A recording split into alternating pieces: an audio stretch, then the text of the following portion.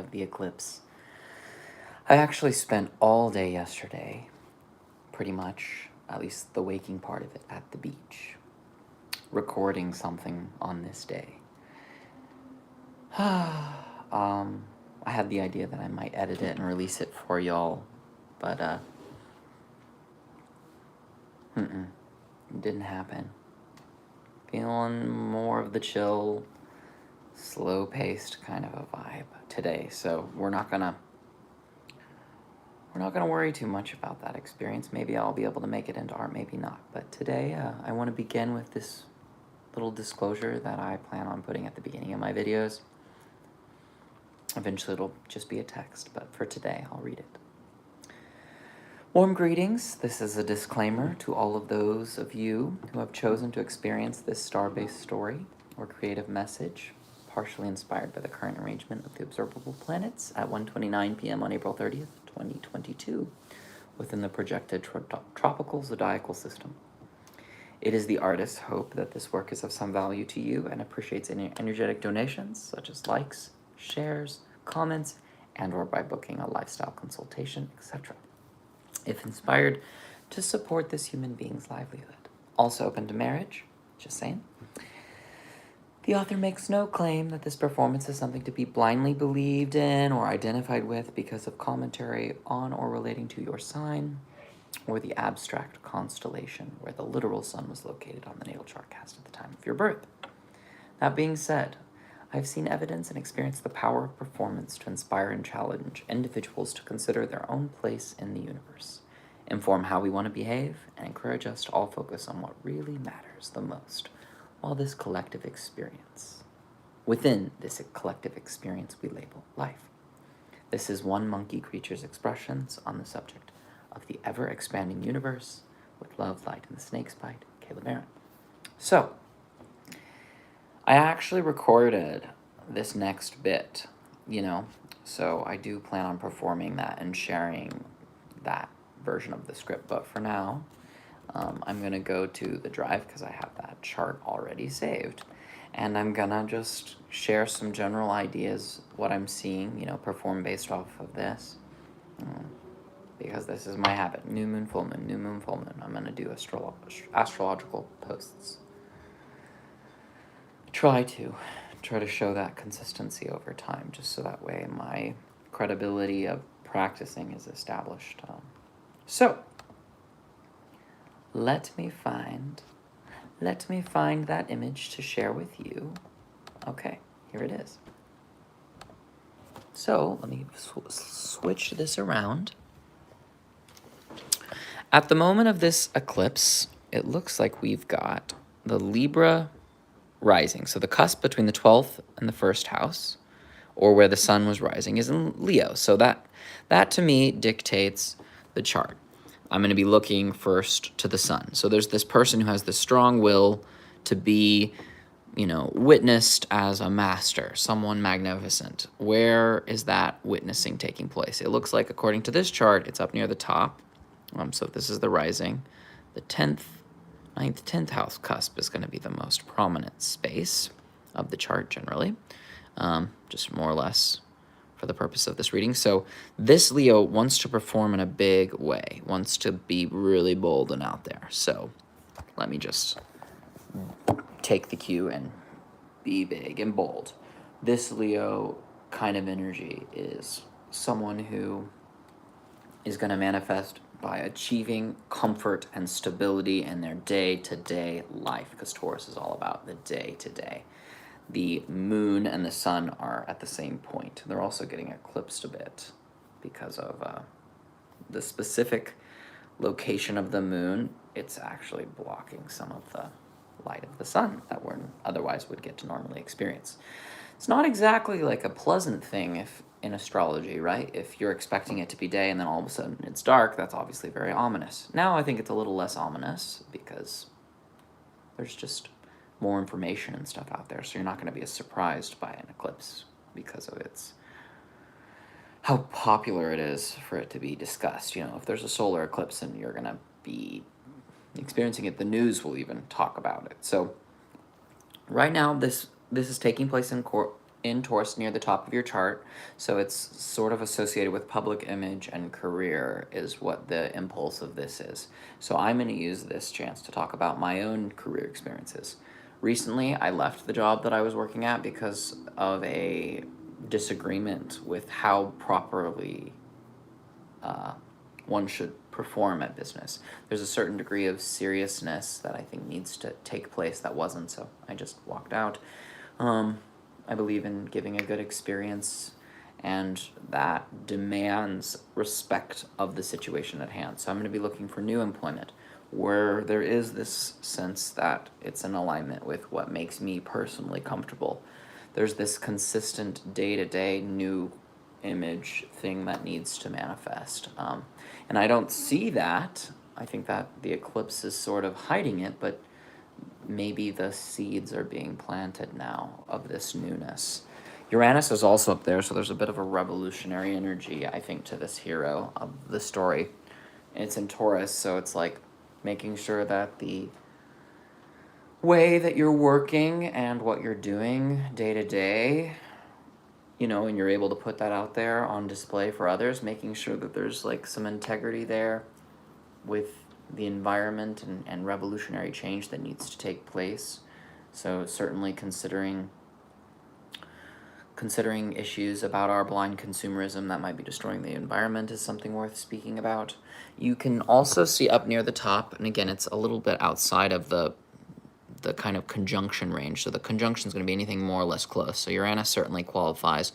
Mercury's a little outside of it, and it's just made its way into Gemini, so there's certainly a little extra communication happening, maybe about deep subjects, really going deep with people around the subjects of creativity or work.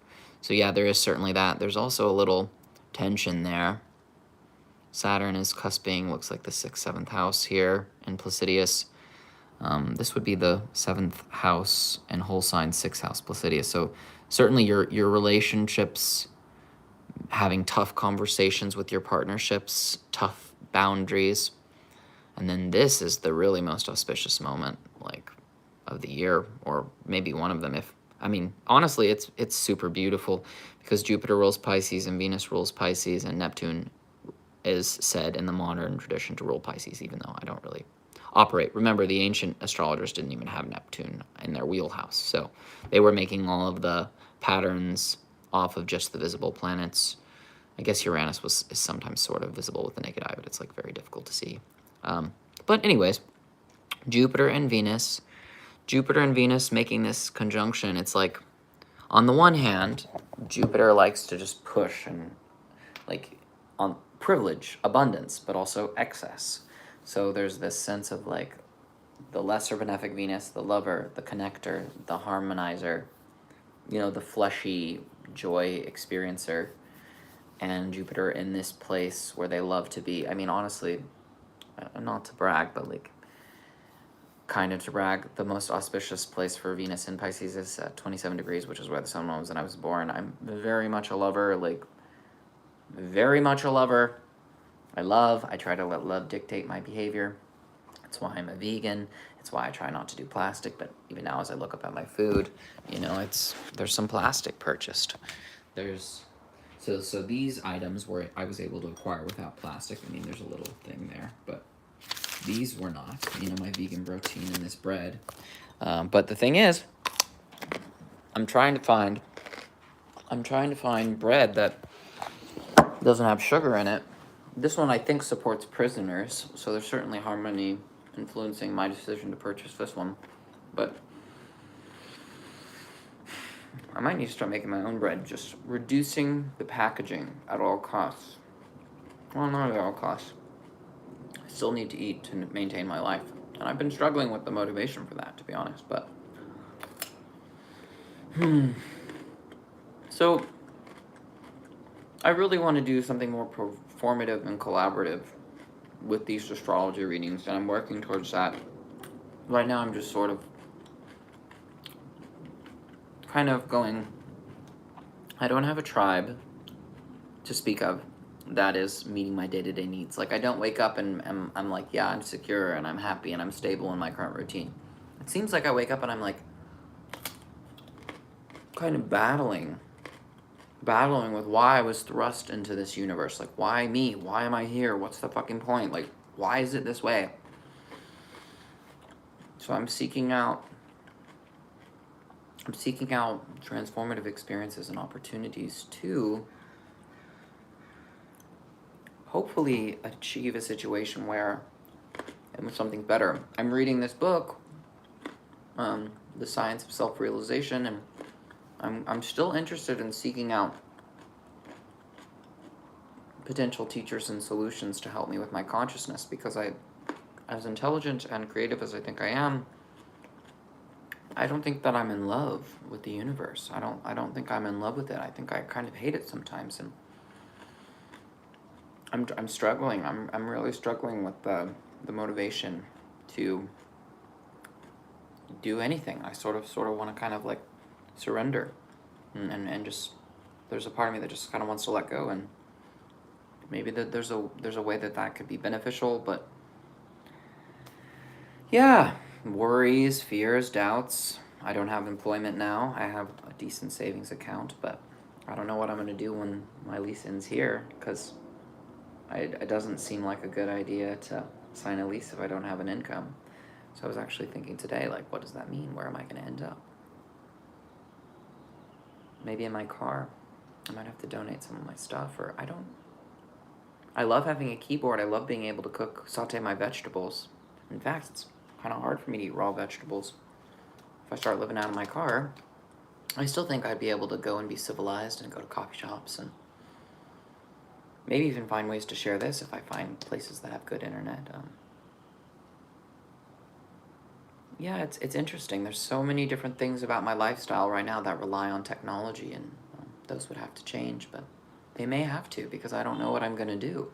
If I can't find work that I actually enjoy and I must just like suffer it, then I'm like not be able to really be my authentic self and not really feel valuable, then yeah, my friend Jules says, if it's not a fuck yes, what does that make it? I'm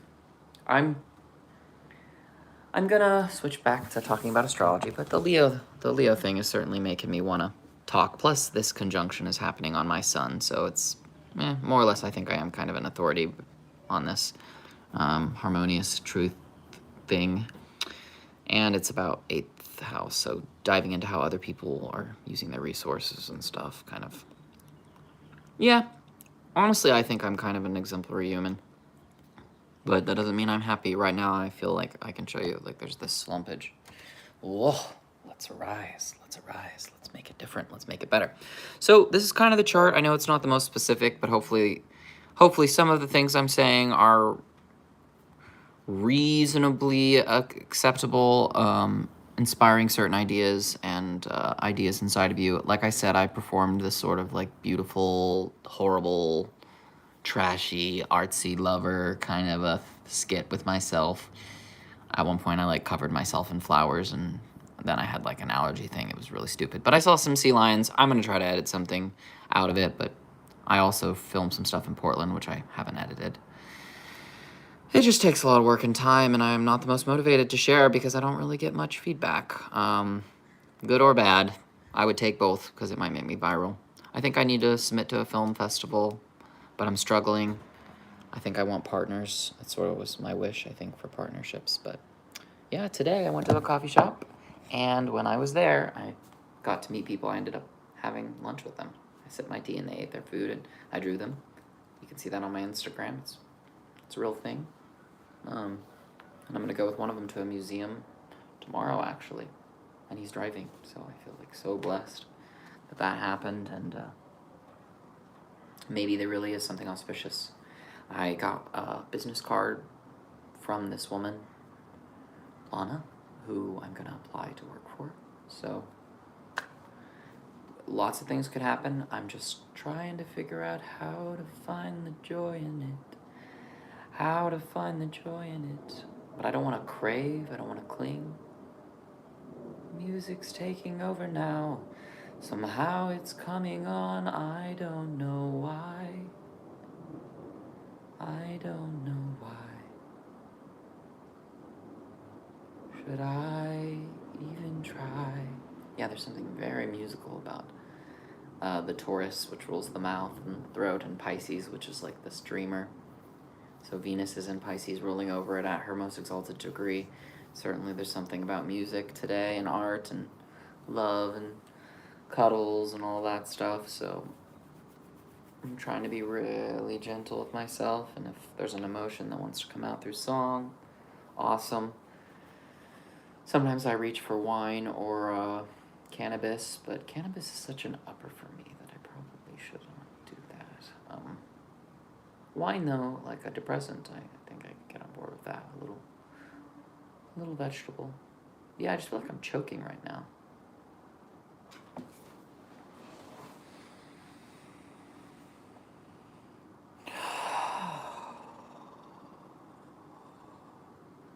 Okay.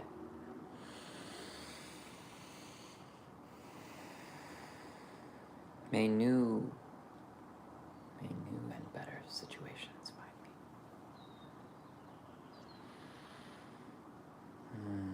me. Ease and bliss. There's this beautiful triangle, though. Triangles to me are very positive, especially purple and green ones. This is sextile, so learning, positive experience, good energy flow, and this is a really good energy flow. So like going deep and just really talking deep is definitely happening. Definitely, well, in the chart, whether or not it's actually happening. Again, it's not my job to say like this is going to happen. You need to be aware of your place in the universe and what's happening in your experience. But I certainly feel like I have been having conversations that are like, boom, like we're getting to shit. Like I definitely have been feeling that, like come to Jesus moments, just being direct, being honest with folks is certainly something I'm in the practice of anyways. Pluto's the first planet in my chart in zodiacal order, so I get to the bottom of shit. Next is Saturn. I kill shit that doesn't need to be there. I wonder what your zodiacal order. So for instance, on this chart, actually, we can do the same thing. Pluto's first, then Saturn, so this is actually just like mine. Then it looks like we got Mars, then Neptune, then Venus and Jupiter, then the Sun and Moon together, Uranus and Mercury. So certainly who gets to say, have the first say? It looks like Pluto, and it looks like it's saying, yep, we're going to talk deep. We're going to go deep.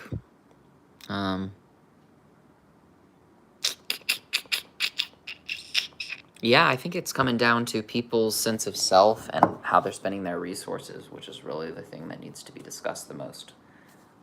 What the messenger God would say the most. Certainly astrology and symbolism and communication to me is a very mercurial thing, but it's also can also be Jupiterian. I mean, astrology is essentially the study of all the things. So, yeah. That's kind of the new moon vibe that I'm seeing in the heavens, experiencing, because I'm just one of the monkey creatures, as I mentioned. Look how I'm setting. Don't I seem like a monkey?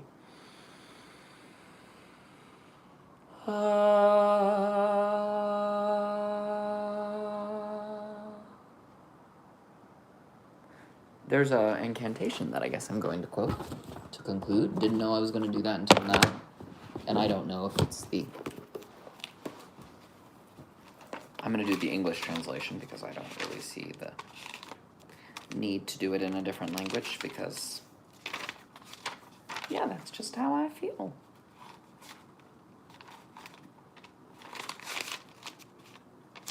Let's see. Again, I don't mean to offend anyone if this is something that's not vibing with you.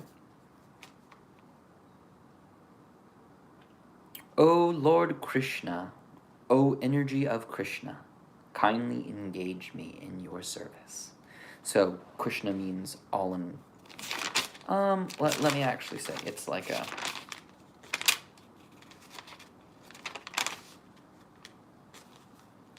It means all attractive, but the name Krishna means all attractive. This is according to like a very venerated, celebrated, His Divine Grace A.C. Bhaktivedanta Swami Prabhupada Pada. I don't know if that's how you pronounce it, but founder, Akreya of the International Society for Krishna Consciousness. Anyways, certainly I found this book in a free bin, but yeah, that I'm gonna try to chant that in my own way, just musically, and just see. So, oh Lord God, oh energies of God, kindly engage me in your service. Oh Lord God, oh energy of Goddess. I like that better. Kindly engage me in your service.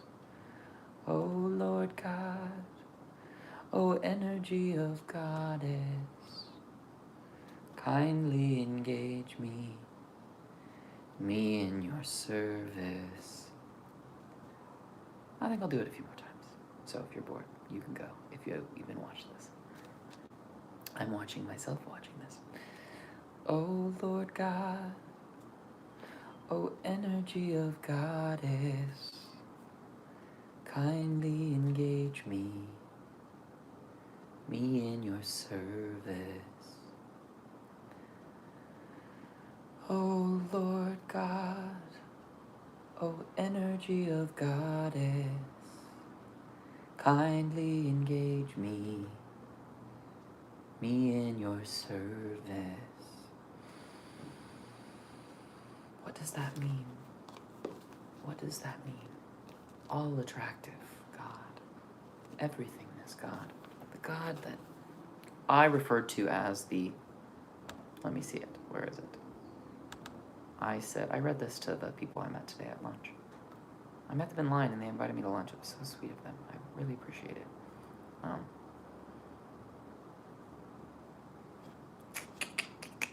Where is it?